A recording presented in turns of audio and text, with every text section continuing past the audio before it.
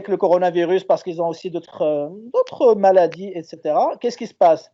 Eh bien, ils vont avoir du mal à respirer. Donc, qu'est-ce qu'on doit leur faire? On doit leur donner de l'oxygène. Or, l'oxygène, justement, hein, donc on doit le produire, hein, parce que l'oxygène qu'on doit donner dans les hôpitaux, etc., dans la réanimation, on ne peut pas le trouver dans la nature, n'est-ce pas? Donc, on doit le produire avec des bonbonnes, etc.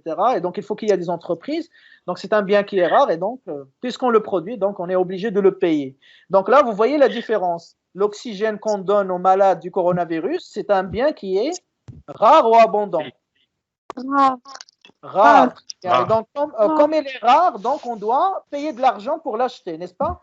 Par contre, l'air naturel, il est disponible en quantité illimitée. Abondant. Voilà, elle est abondante. Abondant. On n'a pas besoin de payer de l'argent pour respirer. Donc, effectivement, l'air, c'est un bien qui est gratuit et on l'appelle en microéconomie. Donc, les biens gratuits, on les appelle, il y a un nom spécial. Le bien gratuit, ce sont les biens libres. D'accord? Donc, les biens gratuits, effectivement. Donc, si je dis bien libre, ça veut dire tout simplement bien gratuit. Donc, ce sont des biens qui sont disponibles en abondance, c'est-à-dire en quantité illimitée. Et donc, grâce justement à cette quantité illimitée, on n'a pas besoin de les produire et donc c'est disponible pour tout le monde. Donc, du coup, hein, donc ils sont gratuits, on n'a pas besoin de payer. Alors, maintenant, en général, ce sont des biens naturels, d'accord? En général, ce sont des biens naturels, c'est-à-dire qu'ils ne sont pas produits par l'homme, ils sont fournis par la nature, c'est-à-dire qu'on les trouve dans la nature. L'air, je le trouve dans la nature, donc je n'ai pas besoin de le produire, etc. Donc, il est disponible spontanément. Mais attention, hein, donc ce n'est pas tous les biens naturels qui sont gratuits. Vous comprenez? Oui. Voilà, tous les biens naturels ne sont pas gratuits. Exemple, je prends le cas de, par exemple, l'or. Voilà, l'or. L'or, c'est un bien qui est naturel. On le retrouve le pétrole. Le pétrole aussi, on le retrouve dans la nature. Le zinc, le fer, le cuivre, etc. Donc, tous les minerais, etc. Les phosphates, voilà, qu'on exporte ici au Maroc. Donc, voilà, c'est un bien qui est naturel. Mais attention, est-ce que c'est un bien gratuit? Est-ce que c'est un bien libre? Non. Voilà. Donc, c'est un bien qu'on paie. Pourquoi? Parce que la quantité de ces payer minerais… pour le prendre. Voilà. Et pourquoi? Parce que la quantité, elle est limitée, n'est-ce pas? Oui. Voilà. Donc, leur quantité est limitée. Le diamant, il est en quantité limitée. L'or, il est en quantité limitée. Le pétrole, il est en quantité limitée. Donc, ça explique pourquoi on ne peut pas… s'il vous plaît, fermez les micros parce que ça fait un bruit qui déchire la tête, hein, sans parler du fait que ça dérange les autres, s'il vous plaît. Donc, je disais que le pétrole, hein, donc, c'est un bien, bien sûr, naturel, mais ce n'est pas un bien libre parce que c'est un bien qui est rare, disponible en quantité limitée, et donc on est obligé de payer pour l'acheter, pour avoir l'essence, le gasoil, etc. Pareil pour l'or, pareil pour les autres ressources. Donc, attention, un bien libre, c'est un bien naturel, on est d'accord, mais un bien naturel n'est pas forcément automatiquement un bien libre. Vous avez compris la différence? Non.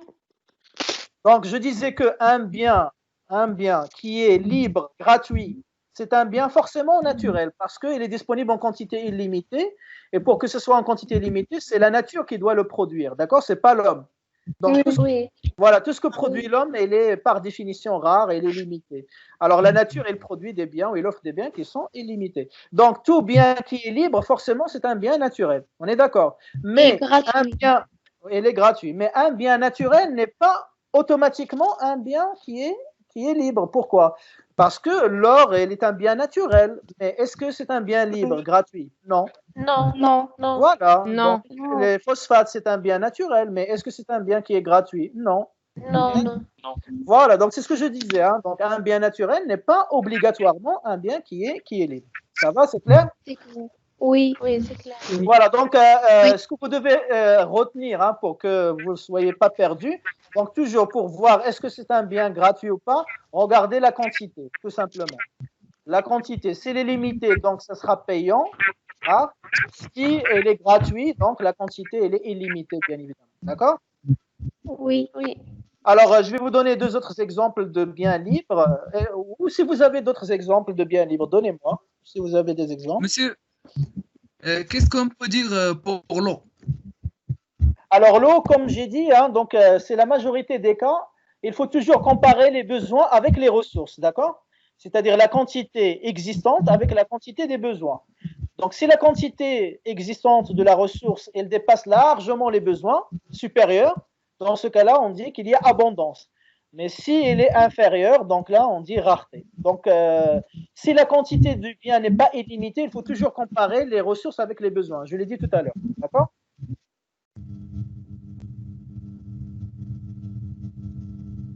Allô? Est-ce que vous avez écouté la réponse? Oui, oui, monsieur. Oui, monsieur, mais Oui, on monsieur. peut. Oui, Ma oui, question, monsieur. c'est Donc, est-ce qu'on peut le considérer comme un besoin, comme une ressource libre? Une ressource libre. justement, hein, donc je ne peux pas vous donner une réponse qui est valable dans toutes les situations, d'accord? Donc ça dépend de la situation. Donc si tu tombes, par exemple, si tu es dans une situation au Maroc, par exemple, dans une ville où il y a peu d'habitants, d'accord? Il y a peu d'habitants. Donc s'il y a peu d'habitants, il y a peu de besoins. Il y a une quantité d'eau qui est suffisante pour et qui est supérieure même à ces besoins-là. Qu'est-ce qu'on va dire? On va dire que l'eau, elle est abondante. Oui. D'accord? Très bien. Maintenant, si la même ville, d'accord, il y a eu plus d'habitants. Donc, imaginons qu'il y a des gens qui sont venus s'installer dans la même ville, etc. Et le nombre est là, grandi de façon vertigineuse, de façon très importante, de manière à ce que la quantité d'eau elle est devenue insuffisante. Dans ce cas-là, l'eau n'est plus abondante. Donc, elle devient rare. Rare. Voilà, donc ça dépend voilà, de la situation dans laquelle tu te trouves. Donc c'est pour ça que je dis, pour répondre à la question, est-ce que l'eau ou n'importe quelle autre ressource, est-ce qu'elle est rare ou pas? Est-ce qu'elle est abondante ou pas? Qu'est-ce qu'on fait? On compare les besoins avec les ressources. Alors, ça dépend les besoins. Bien sûr, ça dépend de la comparaison. Donc, voilà, donc, de la comparaison. Donc, si tu prends les besoins, d'accord, qui sont inférieures aux ressources, donc ça veut dire que j'ai suffisamment de ressources, par exemple de l'eau, pour satisfaire les besoins. Donc ici, on est en situation d'abondance. Par contre, si j'ai beaucoup de besoins, mais moins d'eau, moins de ressources, à ce moment-là, donc l'eau, elle va devenir rare. Rare. Vous comprenez? Oui, monsieur. Voilà, donc ça dépend de la situation, d'accord? C'est-à-dire que, je ne sais pas moi, donc si tu es en ville, tu vas retrouver de l'eau facilement, n'est-ce pas? Mais si tu es dans le désert, est-ce que tu vas retrouver l'eau facilement? Non. Non. Voilà, l'eau va être compliquée. Donc l'eau, elle est plus rare dans le désert, le Sahara, que dans une ville où il y a de l'eau. Il suffit d'ouvrir un robinet et tu as de l'eau, hein, donc il n'y a pas de problème. Donc c'est pour ça que je vous dis, donc toujours comparer les ressources avec les besoins pour donner une réponse qui soit précise. Mais on ne peut pas dire qu'un bien il est toujours abondant, un bien il est toujours rare. Donc ça dépend de l'équilibre entre les besoins et les ressources, d'accord? Oui, monsieur. Oui. L'air, on dit l'air parce que justement jusqu'à présent, on n'a jamais eu des besoins en respiration qui dépassent les ressources. Donc c'est pour ça qu'on dit qu'il est disponible en quantité limitée, donc il n'y a jamais de problème. Voilà, mais par contre, l'eau, elle est en train de devenir rare. Avant, si tu regardes, je sais pas moi, tu reviens 2 siècles ou non, même pas, 2000 ans en arrière, bah, l'eau, elle était plus abondante. Pourquoi? Parce qu'il y avait peu de gens. La population, elle était très petite. Et après, il y a eu la croissance démographique. Aujourd'hui, on est 7 milliards. Donc, 7 milliards, c'est énorme, mais l'eau, elle est toujours à peu près la même. Donc, ce qui fait que l'eau, elle est devenue rare. Ça veut dire quoi? Ça veut dire que le besoin, il a dépassé les ressources. Et un bien qui est aujourd'hui abondant, demain, si les besoins augmentent de façon très importante, il va devenir rare, n'est-ce pas? Ou à la limite, un bien qui est aujourd'hui rare, par exemple, bah demain, il peut devenir abondant. Si on découvre de nouvelles ressources, de nouvelles sources de ce bien, par exemple. Si tu prends le pétrole, aujourd'hui, on va dire c'est rare, mais si demain je découvre d'autres puits où il y a énormément de pétrole, bah, il va devenir abondant. D'accord? Et son prix, il va baisser, baisser, baisser. Peut-être même il va devenir gratuit si on découvre que dans tous les pays du monde, il y a du pétrole. Donc, le pétrole il va devenir comme gratuit ici. Vous voyez ce que je veux dire? Mais maintenant, les besoins en pétrole, ils sont supérieurs à la quantité qu'on peut produire. C'est pour ça que c'est rare et on ne peut pas payer de l'argent. Ça va? C'est plus clair? Oui. Oui. Très bien. Alors, je vais vous donner deux autres exemples qui sont de manière, on va dire, absolue. C'est très rare quand même de trouver des biens abandonnés. Mais le reste, il faut toujours comparer les ressources avec les besoins. Par exemple, la lumière du soleil. La lumière du soleil, c'est un bien qui est libre, gratuit, n'est-ce pas? Oui. On Oui, ne paye pas abondant. pour avoir, on ne paye pas pour avoir du soleil, on est bien d'accord. Donc, c'est un bien qui est disponible en quantité illimitée. Donc, c'est un bien qui est gratuit parce que, voilà, on n'a pas besoin de payer. Le sable dans le désert, le sable dans le grand désert, je ne parle pas du sable qui est ici à la plage, etc. Le sable dans le désert où il n'y a personne qui habite. C'est un bien qui est disponible en quantité illimitée aussi. On peut l'appeler bien libre. Donc, si tu as les moyens demain d'aller là-bas, donc tu peux prendre du sable gratuitement, le mettre dans ton camion et rentrer chez toi. Donc, il n'y a personne qui va te dire il faut payer. L'eau salée, par exemple, l'eau de la mer, c'est pas l'eau potable qui est dans le robinet, d'accord? C'est l'eau salée, l'eau de la mer, de l'océan. Donc, si je prends tous les océans du monde entier, les mers, etc., donc elle est disponible en quantité limitée. Donc, ça aussi, c'est un bien qui est naturel, c'est un bien qui est libre. Très bien. Donc, si je résume, donc on a dit si on suppose, si on imagine qu'on est dans une situation d'abondance, eh bien, le consommateur, par exemple, n'est plus obligé de faire des choix. Donc, il n'est plus obligé de répondre à aucune des trois questions, c'est-à-dire quoi consommer, combien consommer et comment consommer. Le producteur aussi n'a pas besoin, n'est-ce pas, n'a pas besoin de répondre aux mêmes questions. Si je prends une entreprise, avec quoi il produit des biens et services? Avec des moyens, ce qu'on appelle des moyens de production, des facteurs de production, n'est-ce pas? C'est quoi les facteurs de production? Donc, on retrouve, voilà, on retrouve des matières premières, on retrouve des, par exemple, je produis des vêtements avec du coton. Coton, c'est la matière première. J'ai besoin, voilà, j'ai besoin des ouvriers, j'ai besoin des machines, des équipements, des outils, j'ai besoin des camions pour le transport. Voilà, j'ai besoin de matériel de bureau, j'ai besoin des ordinateurs, des machines, des logiciels, etc. Des lébats. Absolument. Donc, tout ça, ça s'appelle les moyens, les facteurs de production. Or, ces facteurs de production, supposons qu'ils sont disponibles en quantité illimitée. C'est-à-dire que le travail, la main-d'œuvre, elle est illimitée, les machines sont illimitées, les matières premières illimitées, l'énergie est limitée. Alors, qu'est-ce que ça implique pour le producteur, pour l'entreprise? Comment ça va changer? Qu'est-ce qui va changer pour lui?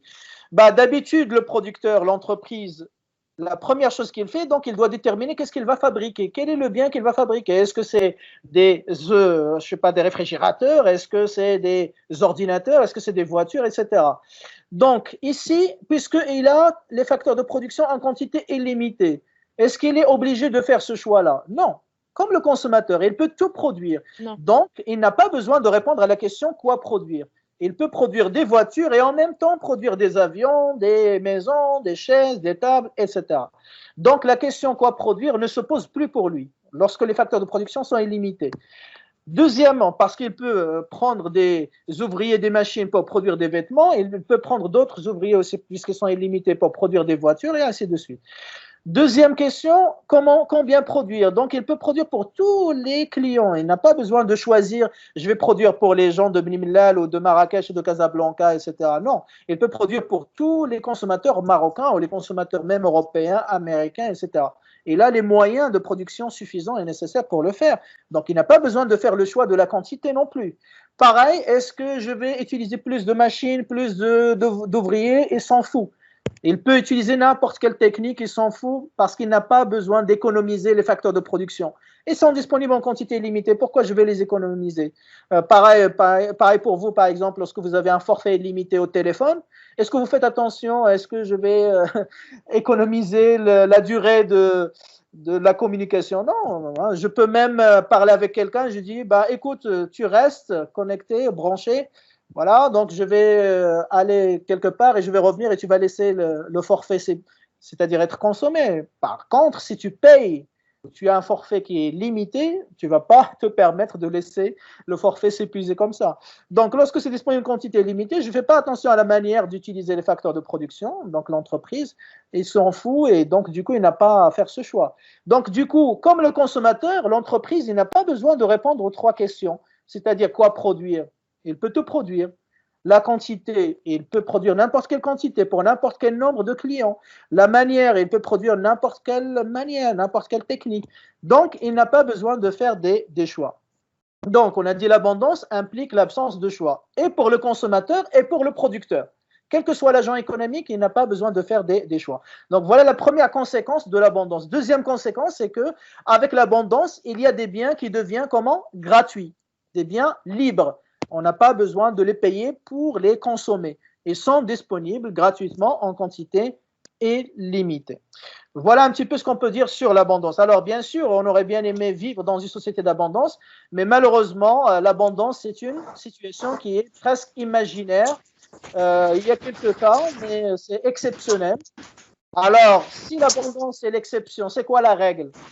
C'est le contraire. Et le contraire de l'abondance, c'est quoi? C'est la rareté. Voilà, c'est la rareté. Très bien. Donc, on va passer à la définition de la rareté. Donc, comme on a fait ce travail-là, donc ça va être très facile de la trouver, bien évidemment. Je sais qu'on a dépassé, hein, donc je vais vous demander de patienter encore 10 minutes. Comme ça, vous serez à égalité avec les autres parce qu'on avait donné la définition, on avait travaillé ensemble la définition de la rareté. Donc, il faut que tout le monde soit au même niveau. Très bien. Vous n'avez pas d'autres séances jusqu'à maintenant, ça va? Jusqu'à 16 heures. Oui. Donc, on va finir avant 16 heures, ne vous inquiétez pas. Donc, juste 10 ou 15 minutes maximum et on terminera tranquillement. Alors, donc maintenant, on va donner, je crois qu'on est capable de donner une définition de la rareté. Très bien.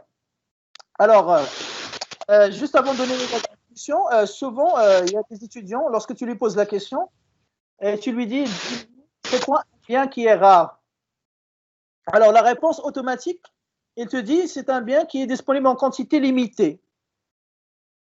Est-ce que vous êtes d'accord avec cette réponse?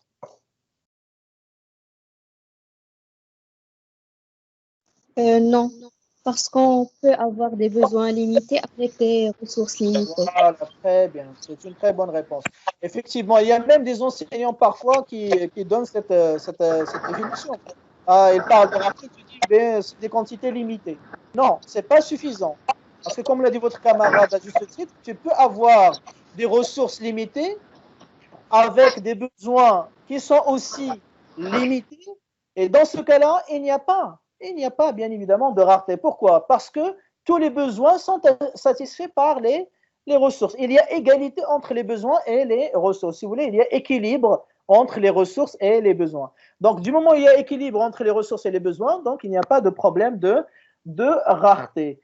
Donc, attention à ne pas commettre cette erreur. Parce que, d'ailleurs, moi, j'avais posé une question, la même question, hein, définissez la notion de rareté. C'était dans le rattrapage hein, donc de l'examen de la session, enfin, je dirais du semestre S2, hein, donc parce que, comme vous savez, l'examen de S2, normalement, c'est au mois de juillet, mais on l'a passé au mois de septembre. Et ça, c'est pour l'ordinaire. Et après, le rattrapage, on l'a fait au mois d'octobre, novembre, on va dire. Et donc, c'est pour ça que je n'ai pas fait le cours d'ailleurs la semaine dernière, parce que j'étais occupé à corriger les copies de rattrapage. Donc, maintenant, c'est terminé tranquillement. Donc, justement, les étudiants, qu'est-ce qu'ils répondaient? Ils me disent la rareté, ça veut dire que les quantités des ressources sont limitées. Et donc, ça fait 0, malheureusement. Donc, c'est une définition qui est fausse. Parce que la rareté, ce n'est pas uniquement, comme j'ai dit tout à l'heure et j'ai répondu à votre camarade, est-ce qu'on peut toujours définir l'eau comme rare? Non, il faut comparer les besoins et les ressources. Donc, la rareté, c'est un phénomène qui met en balance deux choses. Pas uniquement les ressources ou uniquement les besoins, les deux en même temps. Et donc, c'est pour ça qu'en tant qu'économiste, si on veut être précis et donner une bonne définition de la rareté, on doit comparer la rareté avec les ressources avec les besoins. Très bien. Donc, le premier cas, si j'ai des ressources limitées, et j'ai des besoins qui sont limités. Dans ce cas-là, il n'y a pas de rareté. Donc, tous les besoins sont satisfaits. Donc, il n'y a pas de problème. Exemple, imaginons que par exemple, on prend le cas d'un étudiant. Le cas d'un étudiant, bon, il a une bourse, donc la bourse, c'est un budget qui est limité, d'accord? Mais si on suppose que vous êtes genre, vous n'achetez pas beaucoup de choses, vous n'avez pas besoin de beaucoup de choses, vous vous contentez vraiment de peu de choses, enfin de peu de besoins, dans ce cas-là, vos besoins ils sont limités. Donc même si votre budget il est limité, d'accord? Eh bien, si vos besoins en même temps sont limités, donc il n'y a pas de problème de rareté. Je ne peux pas parler de rareté dans cette situation. Donc, il y a équilibre. Donc, on va pas dire non plus abondance, hein, parce que c'est égal exactement. Donc là, tu vas dire juste que les besoins sont satisfaits par les ressources. Donc, il n'y a pas de problème de rareté. Par exemple, j'ai un budget de 50 dirhams, d'accord? Donc, un budget de 50 dirhams, c'est pas énorme, ok? Et imaginons que j'ai pris un plat à 40 dirhams. J'ai envie d'acheter un plat à 40 dirhams pour prendre mon déjeuner. Est-ce que je suis en situation de rareté? Parce que mon budget est limité? Non. Non. Pourquoi? Parce que mes besoins sont aussi limités. Donc, j'ai limité mon besoin à acheter un sandwich à 40 dirhams. Donc, même si mon budget est limité, donc c'est pas énorme, 50 dirhams, donc ça suffit largement pour acheter mon sandwich. Donc, j'ai pas un problème de rareté. Donc, j'arrive à satisfaire mon besoin. OK? Donc, la rareté n'égale pas uniquement ressources limitées. C'est clair pour tout le monde?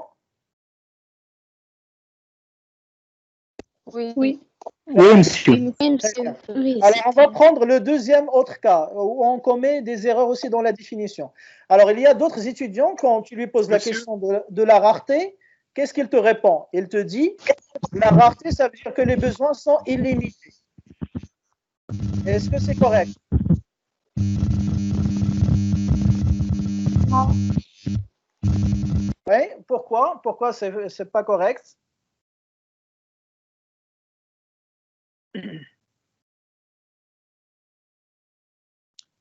Oui, je vous écoute.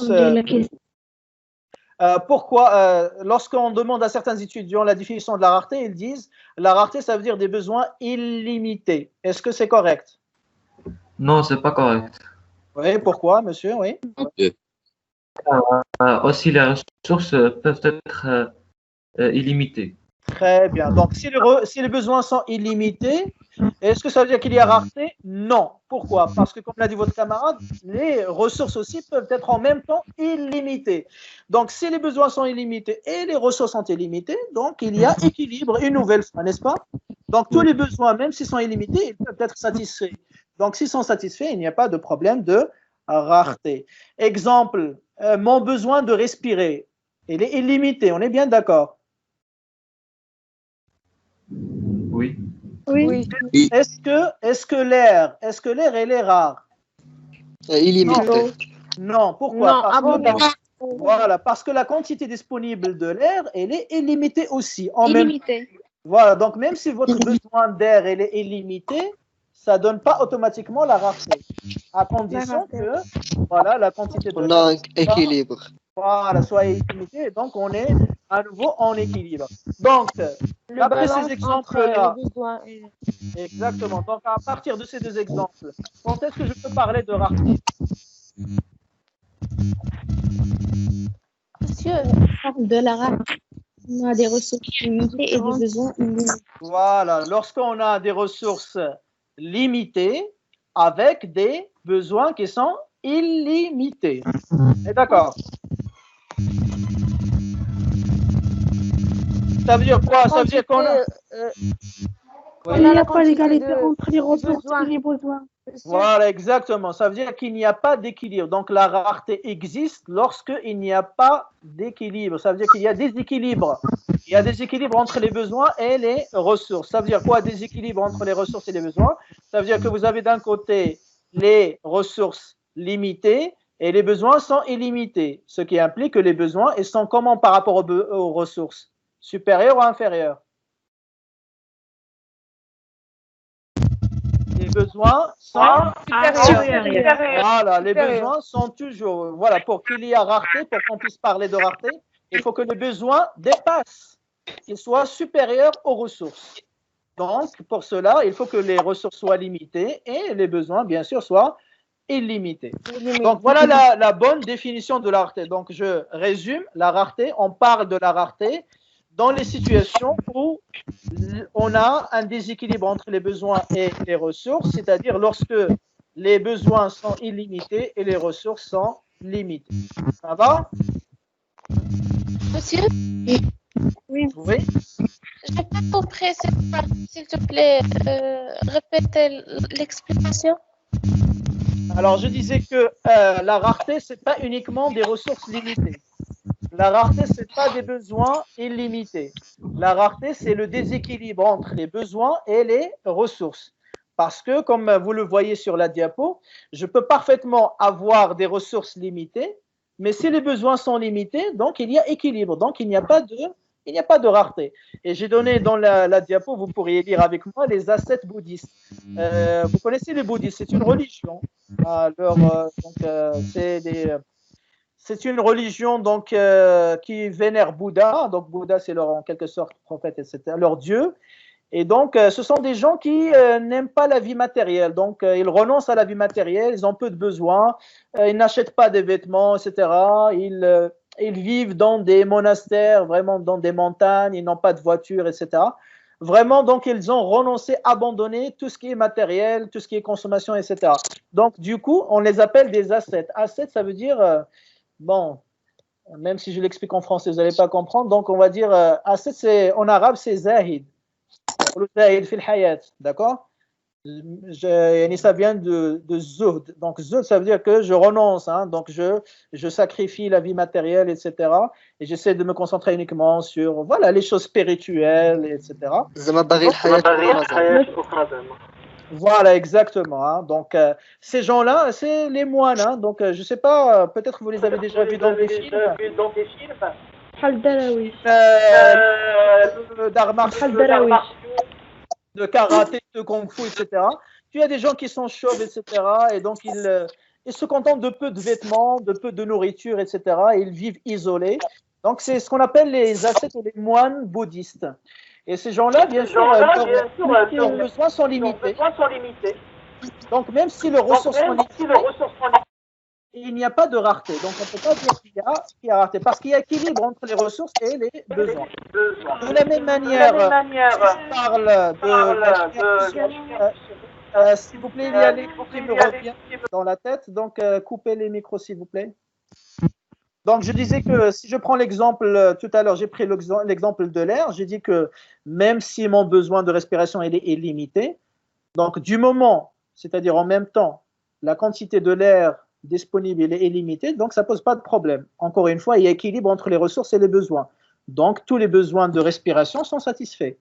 Je prends ici le cas du diapo. Donc, vous avez la lumière du soleil. Pareil, c'est un bien qui est abondant, en quantité illimitée. Donc, même si les besoins aussi sont illimités, donc ça ne pose pas de problème. Il n'y a pas de rareté parce qu'il y a équilibre entre le besoin et la ressource.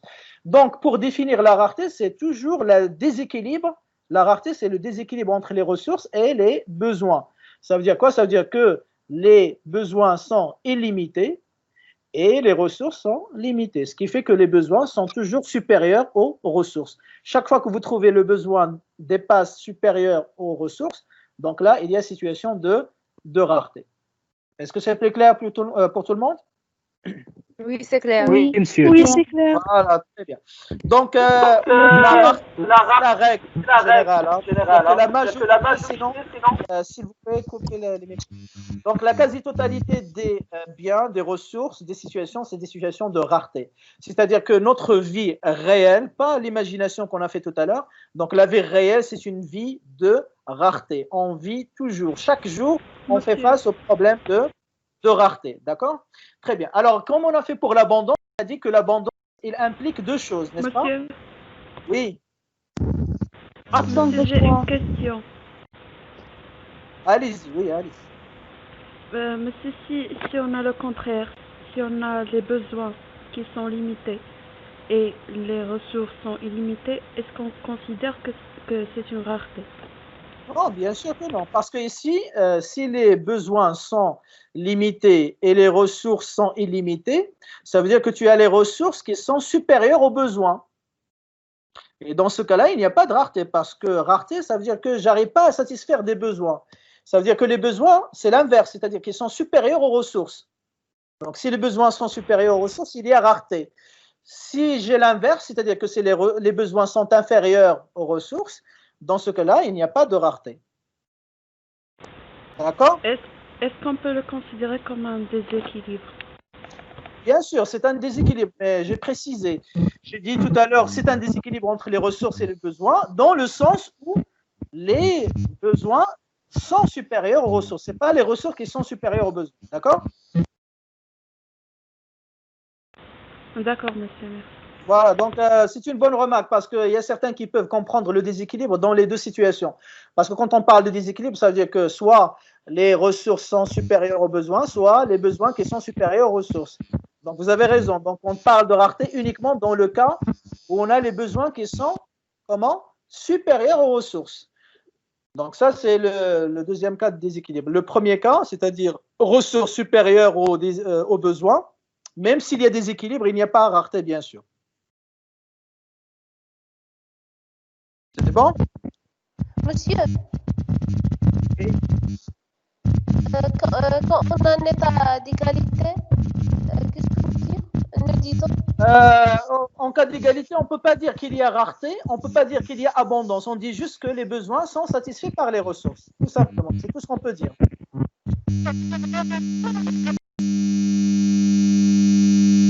Rien, il y a beaucoup de bruit. Je ne sais pas qui a laissé ses micros. S'il vous plaît, encore une fois, fermez les micros parce que ça fait beaucoup de bruit. Oui.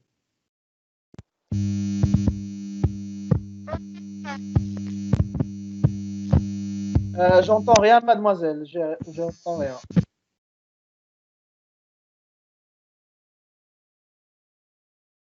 Ok, donc la question au départ, c'était si les ressources égales aux besoins. Si les ressources sont égales aux besoins, donc il n'y a ni rareté ni abondance. C'est-à-dire que voilà. Les ressources à les besoins. Voilà, donc les ressources exactement satisfont exactement les besoins existants et puis voilà. Mais en général, on vous donne uniquement les deux cas. Soit les ressources sont supérieures aux besoins, soit les besoins sont supérieurs aux ressources. D'accord? Très bien. Alors maintenant, donc, comme on a fait pour l'abondance, on va voir les conséquences de la rareté. On a vu tout à l'heure les conséquences de la rareté. Qui peut me rappeler rapidement les conséquences de l'abondance? On a dit deux. Quelles sont les implications? Qu'est-ce que ça implique l'abondance? L'abondance, Absence de choix. Oui, très bien. Premièrement, il implique des choix de l'absence de consommateurs. choix. Voilà, pour le consommateur et pour le producteur. Les biens sont gratuits. Et l'existence de biens gratuits qu'on a appelés des biens Libre. libres. Libre. Très bien. Donc maintenant, on va voir l'inverse, c'est-à-dire qu'est-ce que ça implique la rareté? La rareté, c'est le contraire de l'abondance. Donc les conséquences, ça va être l'inverse de ce qu'on a vu. Donc la première fois, qu'est-ce qu'on a vu? On a vu l'absence de choix. Donc maintenant, la rareté, qu'est-ce qu'il va impliquer? La présence des choix. L'obligation de choix. Très bien. Ce sont des termes contradictoires. Voilà, exactement. Donc maintenant, je vais oublier le compte bancaire illimité ou le forfait de téléphone illimité, etc.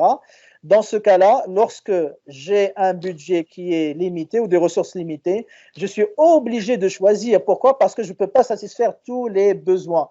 Donc, premier choix que je dois faire, c'est quoi? C'est le choix. Soit Oui. consommer. Voilà. Qu'est-ce que je vais acheter d'abord? Est-ce que je vais acheter des vêtements? Est-ce que je vais acheter des ouvrages? Est-ce que je vais acheter, je ne sais pas, pour les filles du maquillage? Je ne sais pas, je dis n'importe quoi. Bon, bref, quelle est la priorité? Donc, tu dois faire une hiérarchie.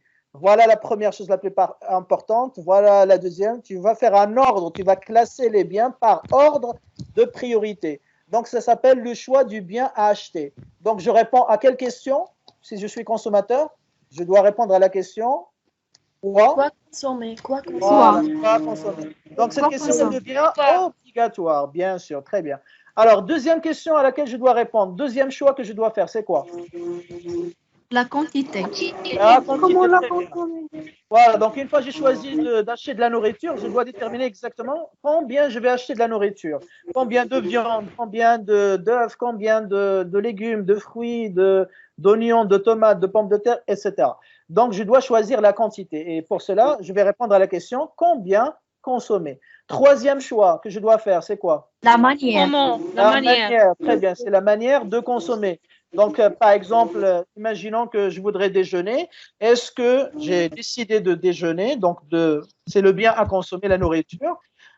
Combien? C'est-à-dire, j'ai décidé de réserver un budget de 50 dirhams. Ok, je vais acheter 50 dirhams de nourriture pour mon déjeuner. Maintenant, c'est la manière. Comment je vais déjeuner? Est-ce que je vais manger un sandwich, un tagine, un couscous ou un autre plat, des brochettes, etc. Donc, je dois répondre à la question comment consommer. Ou si, par exemple, je décide de prendre mon congé, imaginons que voilà, c'est le bien que je vais acheter, quoi consommer? Donc, congé, ok. Quantité, ou par exemple, est-ce que je vais faire un voyage, est-ce que je vais faire du sport? Donc, imaginons, j'ai décidé de faire un voyage, donc je vais passer mon congé sous forme de voyage. Deuxièmement, la quantité, c'est-à-dire quoi? La durée.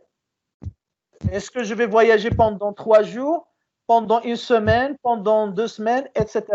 Imaginons que j'ai choisi une semaine. D'accord? Donc, c'est combien? Combien je vais voyager pendant 2 semaines?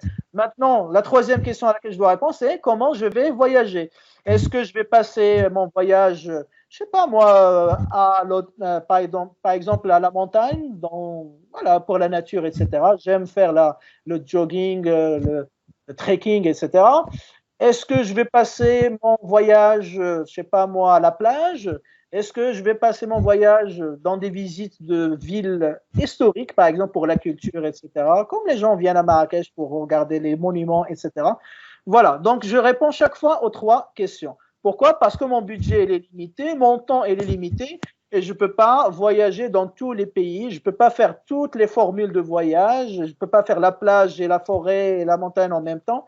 Donc, je dois faire des choix. Donc, lorsqu'on est en situation de rareté en tant que consommateur, on est obligé de faire des choix, c'est-à-dire déterminer qu'est-ce qu'on va acheter, qu'est-ce qu'on va consommer, donc le choix du bien à consommer, le choix de la quantité, combien, et le choix de la manière, comment consommer. De la même manière, le producteur, l'entreprise aussi, quand il est en situation de rareté, ça veut dire quoi? Ça veut dire quoi, le producteur, il est en situation de rareté? Il peut me répondre?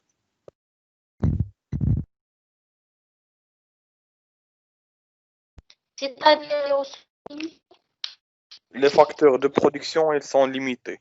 Très bien. Mais est-ce que c'est suffisant? Attention, hein, c'est la même erreur qu'on a fait tout à l'heure. On a dit, on ne regarde pas uniquement les ressources, on regarde les ressources et les besoins. Voilà. Ouais, donc, qu'est-ce qu'on dit? Les besoins Avec les besoins des clients, c'est La demande limité. est Voilà, limitée. et la demande est limitée. Très bien. Donc, je répète, hein, le consommateur, il est en situation de rareté si et seulement si, quoi? Son budget, c'est-à-dire ses ressources, c'est son budget, son salaire, son revenu. Si son budget est limité et ses besoins sont illimités. Le producteur, il est en situation de rareté si et seulement si. C'est quoi les ressources du producteur? C'est les facteurs ou les moyens de production. Voilà, si ces moyens de production sont comment? Limités. Limité avec la Et demande les besoins, voilà, les besoins des clients sont illimités. On peut dire la demande est illimitée. Très bien. Voilà. Donc, le producteur, lorsqu'il est en situation justement de rareté, c'est-à-dire donc facteur de production limité et besoin à satisfaire illimité, bah pareil, il est obligé de faire quoi? De faire des choix. Est-ce qu'il peut tout produire? Non, parce qu'il n'a pas les facteurs de production qui sont illimités. Donc, il doit faire des choix. Ça veut dire quoi? Il doit se spécialiser.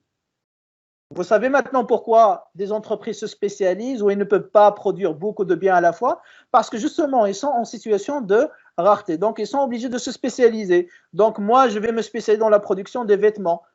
Toi, tu vas te spécialiser dans la production des voitures, l'autre dans la production des avions, l'autre dans la production des ordinateurs, et ainsi de suite. Parce qu'on ne peut pas tout produire. Donc, il doit répondre à la première question, c'est quoi? C'est quoi produire?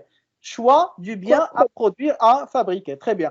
Deuxième choix qu'il doit faire, c'est quoi? C'est comment produire? Non, avant comment? Là, Combien? de la Quantité. quantité. Voilà, de la quantité. Combien? Combien? Bien évidemment. Combien? Pourquoi? Parce qu'il ne peut pas produire pour tous les clients.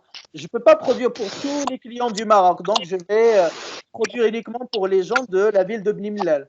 Donc, je vais cibler uniquement la clientèle de Bni Mellal. Donc, voilà la quantité que je peux, avec mes moyens de production, fabriquer. Donc là, vous voyez qu'on est obligé de faire ce choix. Quelle est la quantité que je peux produire compte tenu de mes moyens de production, c'est-à-dire les machines que j'ai, les matières premières que j'ai, la main-d'œuvre, etc.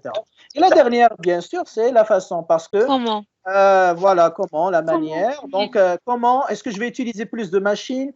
Est-ce que je vais utiliser plus de travail, de main-d'œuvre, etc. Est-ce que je vais utiliser l'électricité comme énergie ou est-ce que je vais utiliser le pétrole comme énergie? Donc, ça, ce sont des choix qui sont très importants parce que les ressources, ces moyens de production, ils sont rares. Et comme ils sont rares, est-ce qu'ils sont gratuits? Non, ils sont payants. Et donc, si j'utilise des ressources de manière, c'est-à-dire inefficace, par exemple, je ne fais pas attention, je gaspille, qu'est-ce qui va m'arriver en tant que producteur? Ben, je vais gaspiller des ressources, donc je vais payer plus de factures, donc je vais produire plus cher. Et si je produis plus cher, ben, les clients ils ne vont pas acheter parce que c'est trop cher pour eux, donc je vais perdre la clientèle, je vais perdre de l'argent, mon investissement, et je risque même de fermer mon entreprise, tout simplement. Une faillite. Donc, faire faillite.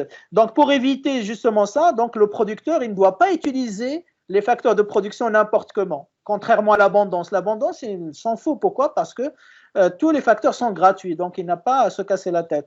Mais maintenant, comme les facteurs ils sont payés, ils sont chers, donc il doit faire attention, il ne doit pas produire n'importe comment. Donc, il doit choisir la meilleure façon, la façon qui lui permet d'économiser l'énergie, la matière première, le travail, le capital, etc.